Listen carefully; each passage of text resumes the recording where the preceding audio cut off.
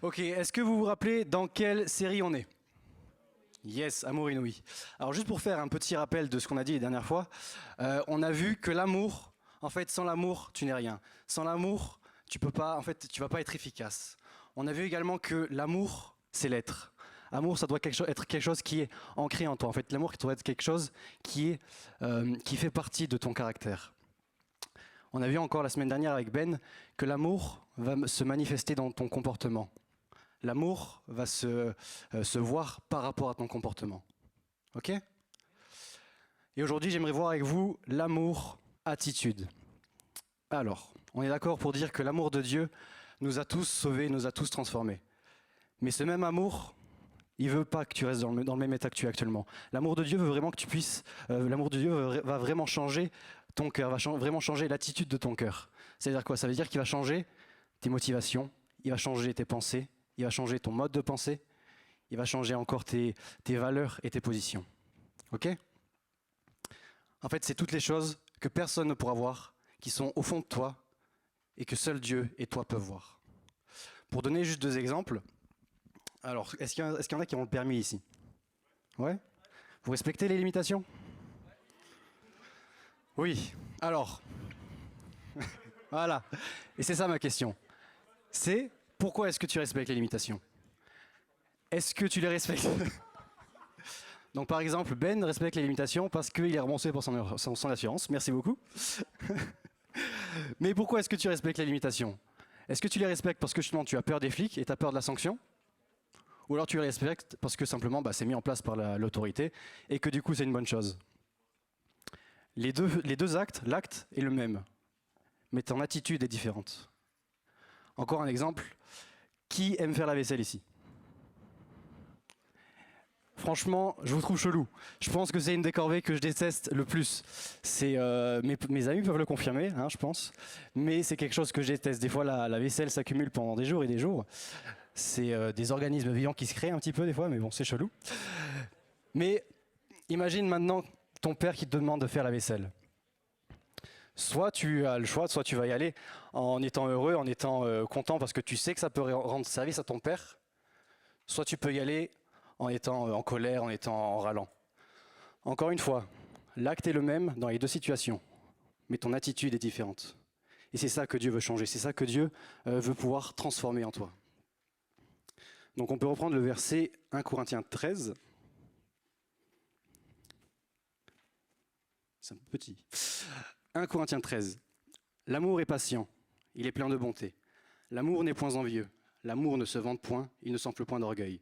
Il ne fait rien de malhonnête, il ne cherche point son intérêt, il ne s'irrite. Merci. Et le verset qui nous intéresse, il ne soupçonne point le mal, il ne se réjouit point de l'injustice, mais il se réjouit de la vérité. Il excuse tout, il croit tout, il espère tout, il supporte tout. Première partie qui va nous intéresser, du coup, c'est il ne soupçonne point le mal. Je me suis un peu amusé à regarder les différentes traductions et du coup à les étudier. Et la première, du coup, c'est ne soupçonne point le mal. En fait, l'amour va te pousser à ne pas être naïf. Mais l'amour va te pousser aussi à ne pas soupçonner le mal, à ne pas écouter les critiques, ne pas écouter les rumeurs tant que c'est pas vérifié, tant que c'est pas avéré. En fait, l'amour va chercher à connaître la vérité. Je travaille en tant qu'auditeur qualité dans une usine. Et donc voilà, c'est en atelier. Et forcément, dans un atelier, les opérateurs parlent sur les opérateurs, les chefs parlent sur les opérateurs, et les opérateurs parlent sur les chefs. Voilà, c'est comme ça, c'est un peu l'ambiance de l'industrie. Mais justement, là, il y a un nouveau chef qui est arrivé ces derniers temps, et je me suis aperçu que j'avais une opératrice qui venait souvent chez moi râler. Et plus elle parlait, en fait, plus ça influençait mon avis sur lui. Et en fait, j'ai dû me repentir de ça, parce que c'est pas ce que Dieu veut, c'est pas ce que l'amour veut transformer en toi.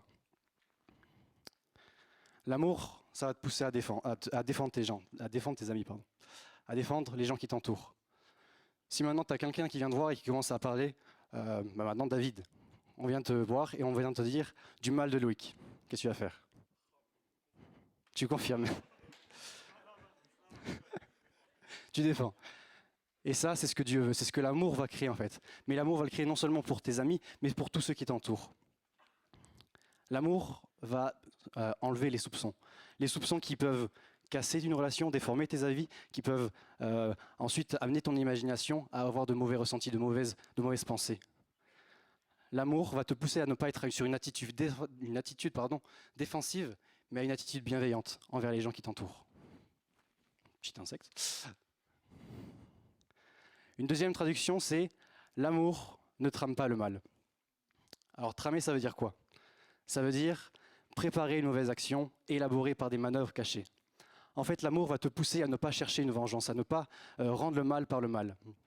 Par exemple, il y a quelques temps, j'ai échangé des messages avec un ami, et cet ami m'a fait une blague par message, et j'avoue que cette blague, c'était une blague où j'étais pas du tout à l'aise, et qui m'a saoulé en fait. Et c'est une blague du coup qui m'a blessé, et sur le coup, je me suis dit, bah, tu sais quoi, je lui réponds pas, je lui parle pas. Je me suis pas vengé de manière physique, je me suis pas vengé de manière orale, je lui ai pas insulté, je l'ai pas frappé, mais je me suis vengé. Mon attitude était pas bonne sur le coup.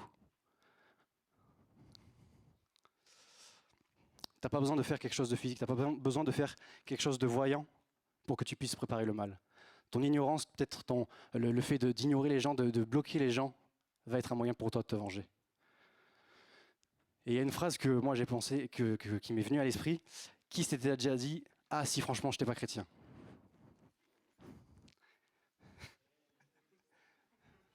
Je suis honnête, je lève aussi le bras, hein, vraiment. Toi aussi, Stéphane. Mais ok, ça va te permettre de ne pas passer à l'acte. Ton acte va être bon, ton obéissance à Dieu va être bonne, mais ton attitude, elle, est désagréable à Dieu. Parce que l'attitude va t'amener à utiliser ton intelligence pour faire le bien, à réfléchir pour faire le bien.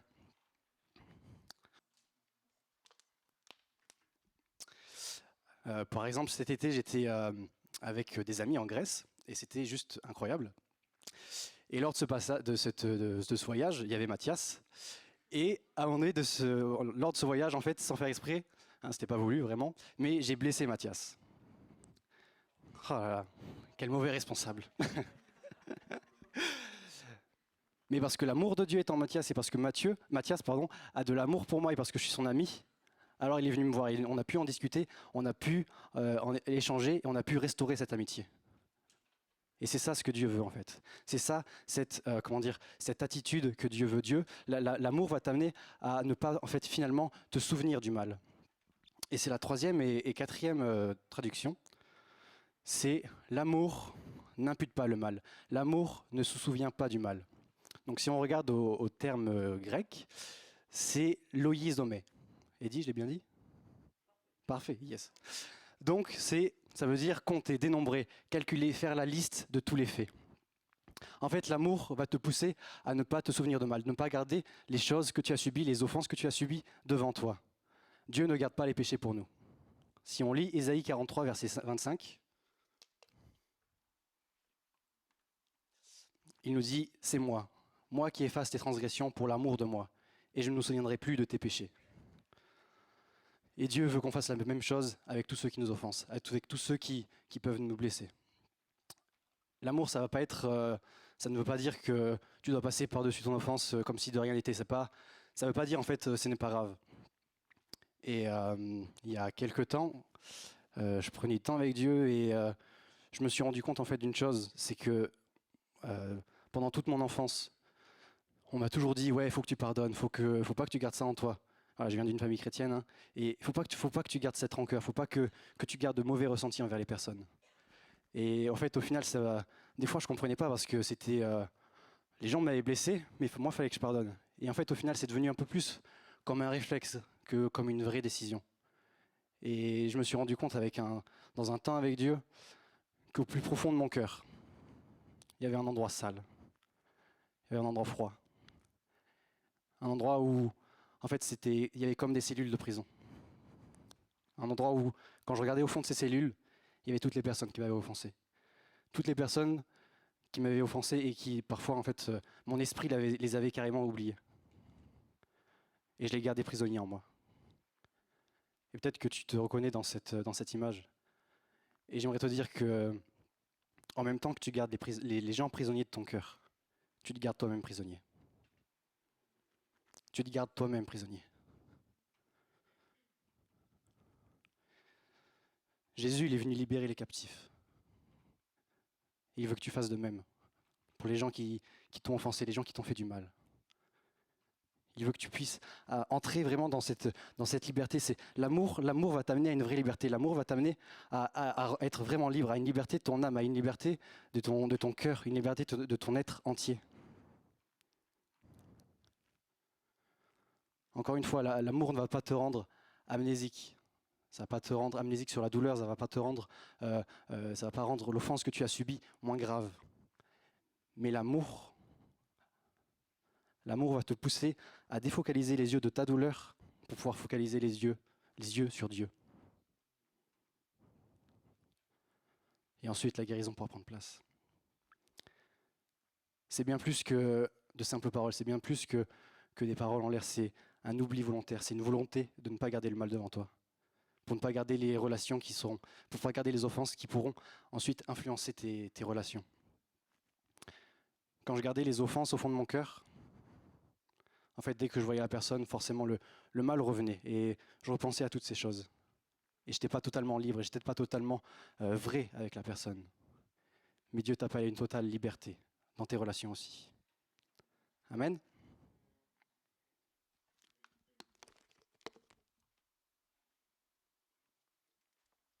Ok. Deuxième partie du verset, c'est, si tu peux le remettre, Eddy, l'amour ne se réjouit point de l'injustice, mais il se réjouit de la vérité. Déjà, j'aimerais vous dire que Dieu, c'est un Dieu de vérité. Jésus a dit, je suis le chemin, la vérité et la vie.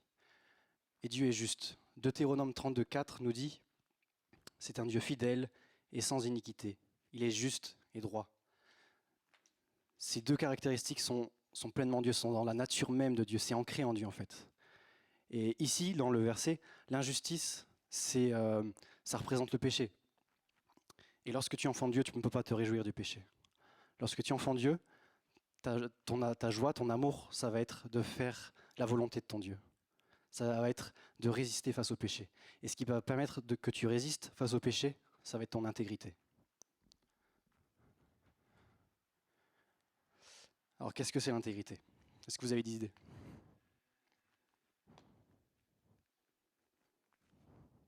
Restez droit, ok. D'autres idées?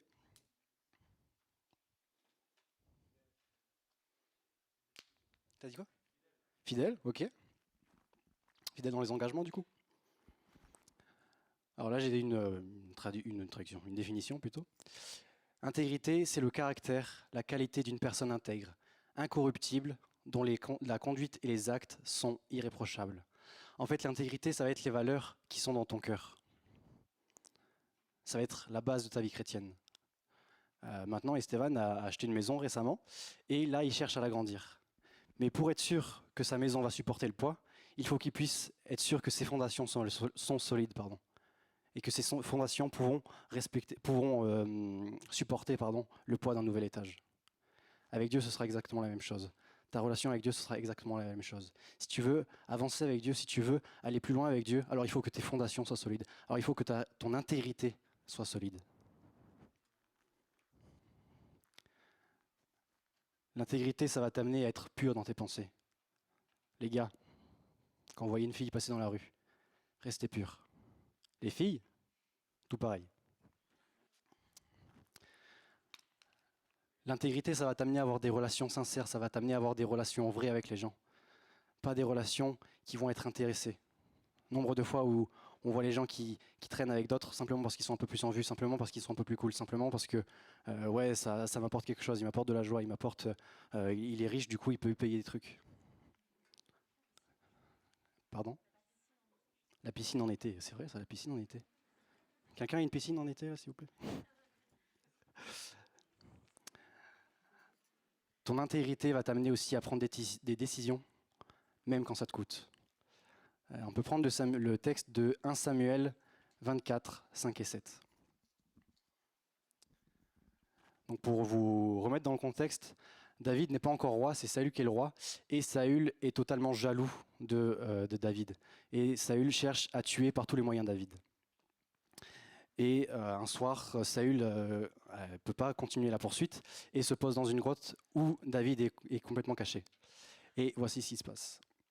Les gens de David lui dirent, « Voici le jour où l'Éternel te dit, « Je livre ton ennemi entre tes mains. Traite-le comme bon te semblera. » David se leva et coupa doucement le pan du manteau de Saül. Après cela, le cœur lui battit, parce qu'il avait coupé le pan du manteau de Saül. Et il dit à ses gens, « Que l'Éternel me garde de commettre contre mon Seigneur, loin de l'Éternel, une action telle que porter ma main sur lui, car il est loin de l'Éternel. » Honnêtement, dans cette histoire, David, il a tout à gagner à tuer Saül, humainement. Il n'a plus d'ennemis, il n'aurait plus de menaces, il ne serait plus un bandit recherché, il deviendrait roi d'Israël. Peut-être que tu seras dans des situations où ça te coûtera. Peut-être que tu pourras être dans des soirées où tu devras refuser des choses, refuser de fumer, refuser de boire. J'aimerais aussi continuer avec le fait que pour obtenir l'intégrité, il faut que tu puisses la rechercher. Pour te réjouir de quelque chose, il faut que tu l'aies en fait.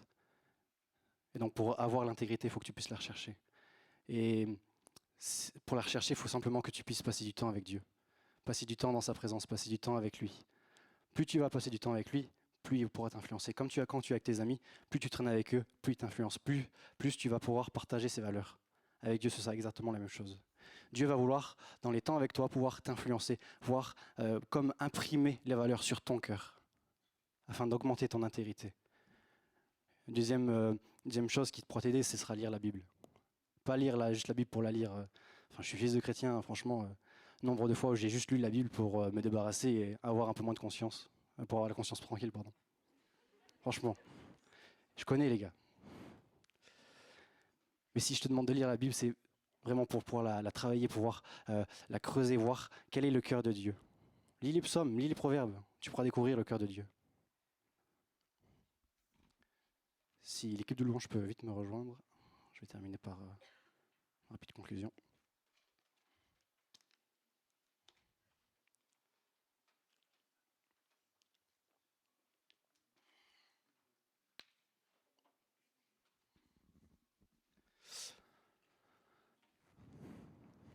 L'amour va vraiment mener et doit mener un changement profond dans ton cœur. C'est bien plus qu'un simple sentiment, c'est bien plus que de simples guillis dans le ventre. C'est une décision de ta part. Et au-delà des manifestations de l'amour, au-delà des actes qui sont excellents, l'amour, ça va être aussi une protection pour toi. Une protection pour ton âme, une protection pour tes relations, une protection pour ton être entier. L'amour est bien plus puissant que ce que tu imagines, bien plus grand que ce que tu imagines. Mais il faut que tu puisses le laisser vraiment s'imprégner en toi et vraiment te transformer. On va juste prier.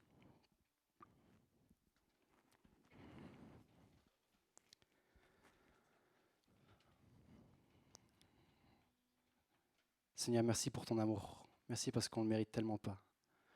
Seigneur, vraiment que tu puisses simplement nous aider à avancer, à toujours chercher cette intégrité, Seigneur. Toujours chercher cette intégrité pour te plaire. Chercher, Seigneur, ton cœur, chercher ce qui te fait plaisir et vraiment chercher à te plaire dans nos relations. Que tu puisses nous aider, Seigneur, jour après jour. Vraiment que tu puisses nous amener dans la liberté que toi tu as, dans la liberté que toi tu as prévue pour nous. Dans le nom de Jésus.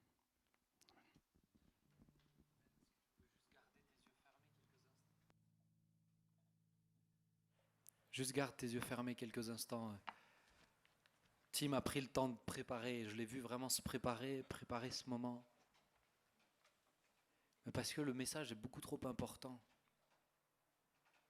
Le message est plus important que le fait que ce soit la première fois que Tim parle. Le message est beaucoup trop important, mon ami.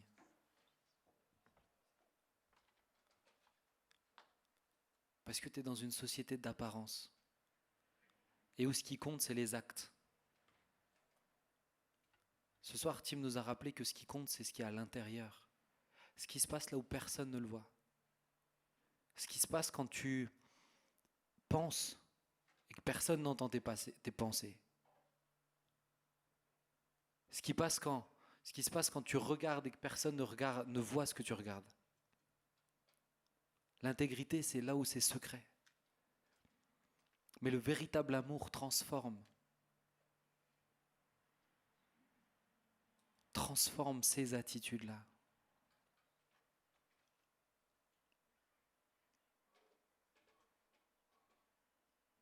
Alors laisse-moi juste te redire, peut-être avec des mots différents, mais ce que Tim a dit. Qu'est-ce que toi tu attends? Qu'est-ce que toi tu veux? Est-ce que tu veux juste aimer les autres? Ou est-ce que tu veux vraiment que le fond de ton cœur change? Là où personne ne le voit, et ça ne changera rien pour les gens. Ça changera pour toi.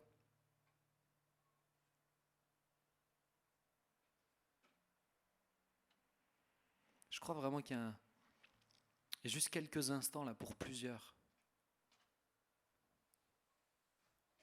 où Dieu vous le demande. Vous êtes dans la suspicion tout le temps du mal. Toujours les autres qui vous veulent du mal, etc. Et Dieu pointe le doigt sur votre cœur ce soir.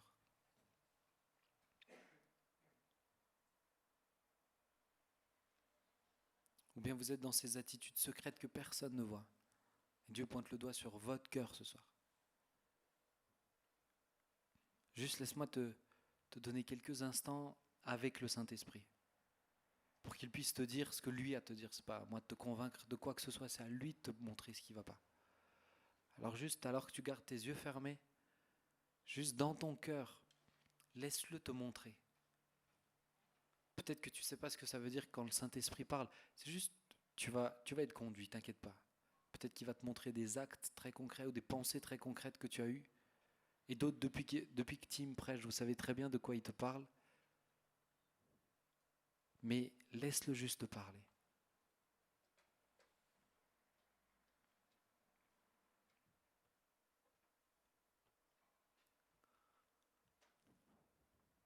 On ne va pas faire durer ce moment, mais je le sens vraiment sur mon cœur. Les amis, il y a un principe simple avec le Seigneur et dans le spirituel, c'est que ce qui est dans les ténèbres doit être mis à la lumière. Et si tu veux que Dieu se manifeste dans tes ténèbres, il faut que tu ramènes la lumière dedans. C'est simple, mais ça fait la différence, je te le garantis. Et quand dans tes attitudes, il y a des choses cachées, des choses que les gens ne connaissent pas de toi, n'essaye pas de sauver les apparences, mais au contraire, mets à la lumière. Mets à la lumière. Je ne sais pas pour qui était ce message, je ne sais pas pour qui ça a percuté en plein dans le mille, mais il y en a plusieurs. Puis d'autres où je pense que chacun doit être capable de recevoir et d'être encouragé par un message comme celui-là. Mais plusieurs, vous avez besoin vraiment de mettre à la lumière. Et pas demain, ce soir. Alors j'aimerais juste qu'on puisse se lever tous ensemble, on va prendre un chant. Et pendant qu'on prend ce chant, je vais vous demander à vous qui êtes concernés par cette chose, il faut que je mette à la lumière pour que les ténèbres ne prennent pas de place. Juste de prendre votre courage à deux mains et de juste venir voir un des responsables devant, qui puisse se mettre dans les coins ou quelque chose comme ça. Peut-être si certains peuvent aller dans les coins à l'arrière et puis deux qui peuvent rester devant, mais juste d'aller voir un responsable, de prendre ton courage à deux mains pour qu'il puisse prier avec toi et surtout mettre à la lumière, c'est l'extérioriser, c'est ne plus le laisser dans le secret, ne plus le laisser caché. Donc tu te sens libre d'y aller, on n'oblige personne, mais il y a vraiment une puissance en fait dans la mise en lumière des choses. On va prendre un chant ensemble.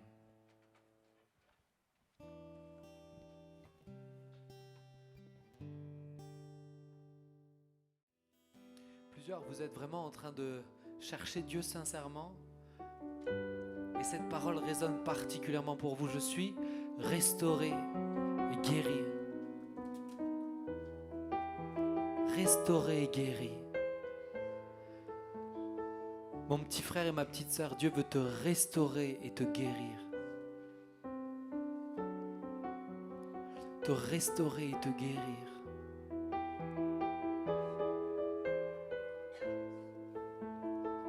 Tellement d'amour dans qui il est. Tellement d'amour dans ses gestes de tous les jours. Tellement d'amour dans sa présence.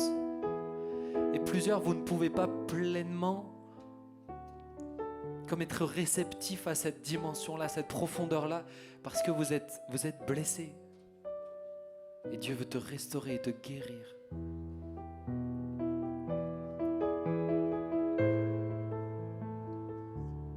Jésus veut faire cette œuvre.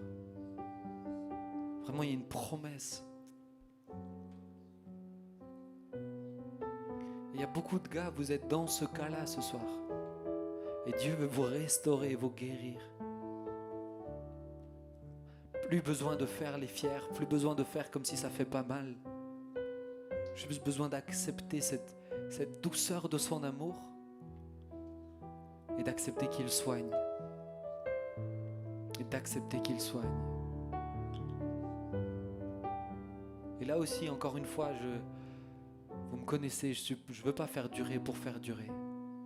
Et si tu dois partir, pars tranquillement, il n'y a pas de problème. Mais quand par contre je sais que le Saint-Esprit agit, il n'y a rien qui m'arrête.